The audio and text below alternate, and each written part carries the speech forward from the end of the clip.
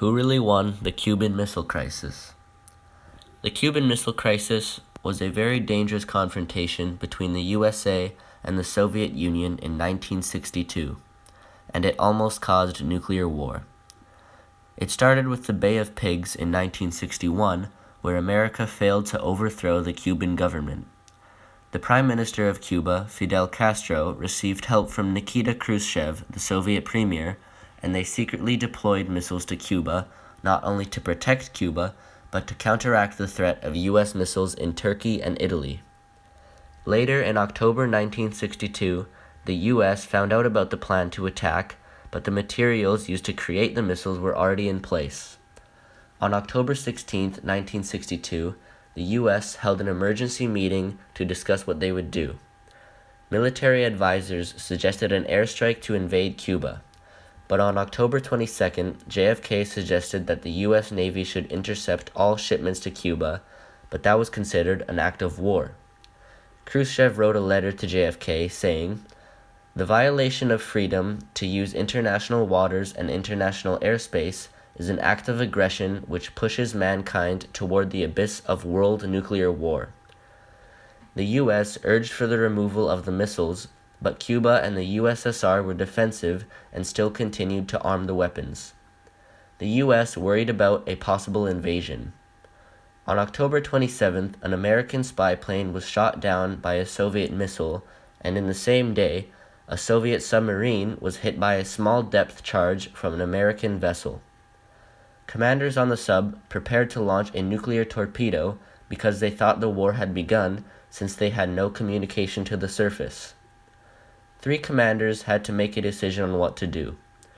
2 said to launch the missile, but the last commander, Vasily Arkhipov, said no, and his decision saved the day and perhaps the world.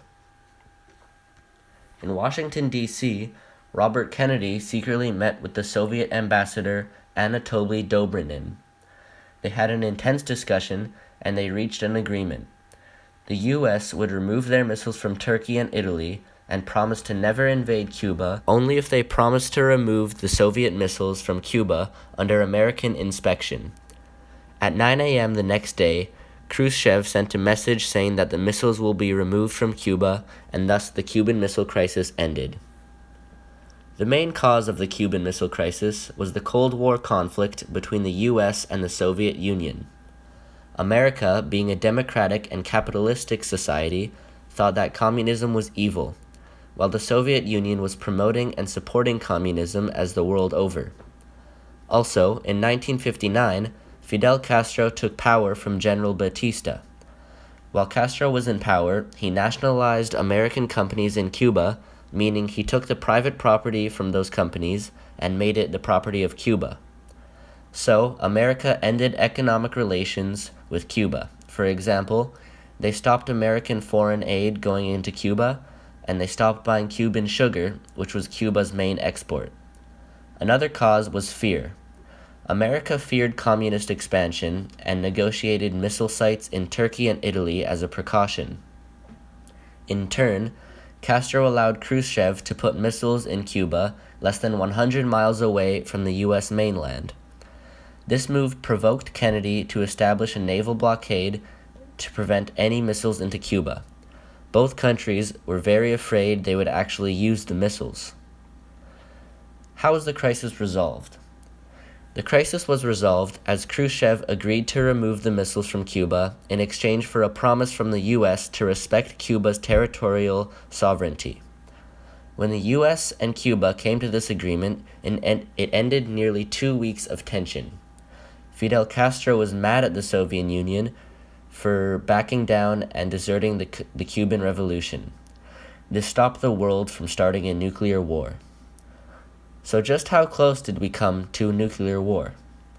If it wasn't for Vasily Arkhipov's decision, the world would have entered a nuclear war, and who knows what the world would look like now. In fact, we were so close to nuclear war that the U.S. military set itself in DEFCON 2, which is the defense readiness one step away from the nuclear war.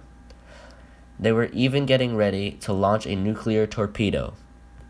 We were so close to nuclear war that for some people it was the scariest 2 weeks of their life. In fact, in an interview with Dick Van Dyke, they were talking about Trump and if he were to get elected. And he said, "I haven't been this scared since the Cuban Missile Crisis." And that says something. So what did we learn from the crisis? There are a couple of lessons we learned from the crisis. For example, minor actors play the biggest roles. I'm mentioning this man a lot, but Arkhipov made one of the most important decisions in the crisis, and he was just a commander on a Soviet sub. It goes for the two other commanders as well. It sounds drastic, but the fate of the world was in their hands. Another lesson is that multilateralism is key. Multilateralism is when an alliance of countries is formed and they pursue one common goal. When the U.S. Navy formed a naval blockade, it was considered an act of war and no one wanted that. They agreed to remove the blockade. Multilateralism provides added benefits such as testing the morality of alternatives and the authorization of threats and the use of force. During the crisis, the effective negotiations between RFK and Dobrynin were possible because they valued common ground. We should always find common ground as fast as possible. We shouldn't risk millions of people's lives to come to an agreement, which almost is what happened. What was the aftermath of the crisis? On the West, U.S. military commanders were upset and they said the greatest defeat in their history and thought they should have invaded immediately. But JFK was sought to be a hero for standing up to communism. In the USSR, Khrushchev was made fun of for bargaining with the enemy, and the people were mad at him. Khrushchev fell from power 2 years later. The Cuban people felt that they had been betrayed by the Soviets in whom they had trusted, with all the decisions being made by Kennedy and Khrushchev. A main outcome of the crisis is the telephone hotline. The hotline is a direct communication link between Moscow and Washington, D.C., so if any future crises occurred, they could communicate directly to solve them. Another outcome is the U.S. trade embargo. The U.S. embargo against Cuba is a series of trade and travel restrictions enacted in response to the Cuban Revolution.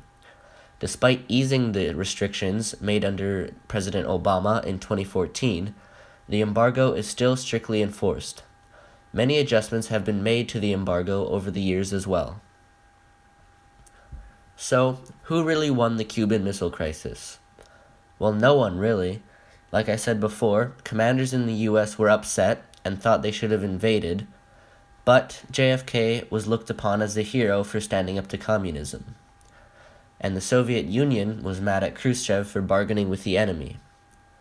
If anyone won, it's Castro. JFK got assassinated in 1963, and Khrushchev had a heart attack in 1971, while Castro peacefully passed in his own home at the age of 90 in 2016. The Cuban Missile Crisis stands as a singular event during the Cold War that strengthened Kennedy's image domestically and internationally, and it was possibly the closest we have ever been to nuclear war. It was the most dangerous and perhaps the most studied moment of the Cold War, and we have learned important lessons from it, and hopefully something like it never happens again. Thank you.